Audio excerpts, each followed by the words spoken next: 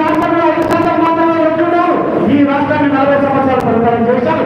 జగన్మోహన్ మళ్ళా చెప్తా ఉన్నారు, నేను 2009లో అధికారం మళ్ళా చేపడతా, ఈ రోజు ఎవరైతే మా పార్టీ నాయకుల్ని వేధిస్తా ఉన్నారో వాళ్ళని అంత చూస్తా అని చెప్పి మళ్ళా జగన్మోహన్ మాట్లాడుతున్నారు. మీరు ఒక్కసారైనా ఆలోచన చేస్తారా? మీరు ఆ మనసులో ఏదైనా ఆలోచన వచ్చిందా? ఈ మానవాధికలు ఈ రాష్ట్రంలో కేవలం మానవాధికలనే 2 కులాలు మాత్రమే 20% ఉన్నాం మనం. ఈ రాష్ట్రంలో 20% మనం ఏ రోజైనా రాజ్యాంగాల వైపు ఆలోచన చేస్తామా? మిత్రులుగా నేను అడుగుతూ ఉన్నా, ఏంటి ఈ సభ, ఈ సమస్యలకు మన కారణం ఏంటి?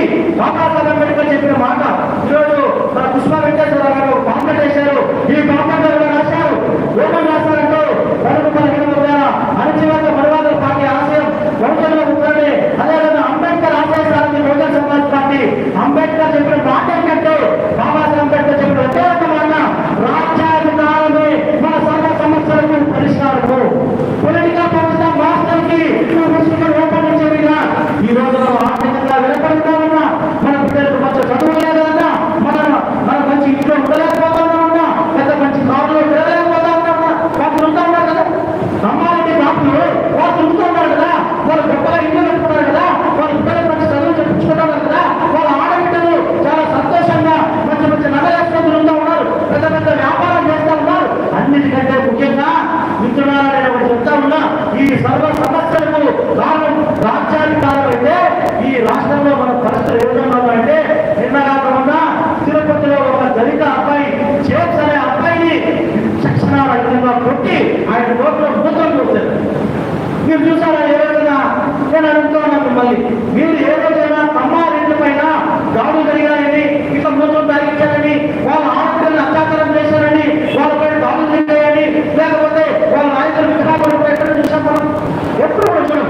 కానీ పేపర్లో టీవీలో పిచ్చి మనం ఏం చూస్తామంటే దళితులపైన దాడులు జరిగాయి, పెళ్లి కోసం చెప్పారు, గుణం పెట్టారని చెప్పి ఆయన మొదలంతా ఇప్పేశారు, వాళ్ళ ఆడపిల్లలు అత్యాచారం చేశారు, మనం కొట్టారు, కేసు పెట్టించుకున్నారు. ఎక్కడ చూసినా నిరంతరం చూస్తూ ఉంటాం.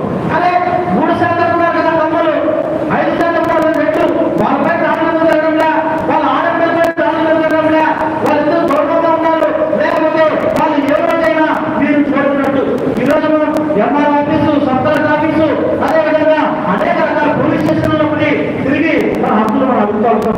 ఆ సంఘాల నాయకులు ఉన్నారు, సంఘాల నాయకులు అయితే మరింత ముందుకు పోయి అదే ఏదైనా ఒక అబ్బాయిని కొట్టారు చంపేశారంటే 4 రోజులు పనిచేస్తాం, 4 రోజులు పనిచేస్తాం. 4 రోజుల తర్వాత అసలు మనం పట్టించుకుని ఆకారున్నాయా?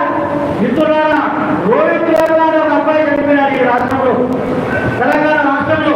మనం ఒక మంచి అబ్బాయిని పంపినాం, ఏం చేసినాం? మన ఇంటికి కానీ మనకు కానీ 4 రోజులు పోరాటం చేస్తాం మన పార్టీ. మనము అసలు ఈ సమస్యకు పరిష్కారం ఎక్కడ? నా సమస్యకు పరిష్కారం ఎక్కడని మనం ఎక్కడైనా ఆలోచన చేసినామా? ఎందుకు నేను ఇల్లు కట్టాలంటే అప్పు చేస్తా ఉన్నా, నా తల్లికో చెల్లికో బిడ్డకో ఎందుకు వైద్యం కావాలంటే అప్పు చేస్తా ఉన్నా, పిల్లలకి అప్పు చేస్తా ఉన్నా, నేను 10 సంవత్సరాలకు అప్పు చేస్తా ఉన్నా, నిరంతరం నేను అప్పు ఊళ్ళో బతుకుతా ఉన్నా, నా పిల్లలు మంచి చదువు లేకపోయా, నా భార్య మంచి ఆత్మహత్య పడలేకపోతా ఉంటే ఎందుకు ఈ పరిస్థితులు ఉన్నాయి? ఎందుకు నాతో మాట్లాడుతున్నటువంటి ఈ కమ్మారెడ్లు ఎందుకు సంతోషంగా ఉన్నారు? ఎందుకు నాలుగు మాత్రమే రక్షణకి, ఎందుకు మాట్లాడి మాత్రమే దాడులు జరుగుతూ ఉన్నాయి, వాళ్ళపై దాడులు జరగడం లేదు?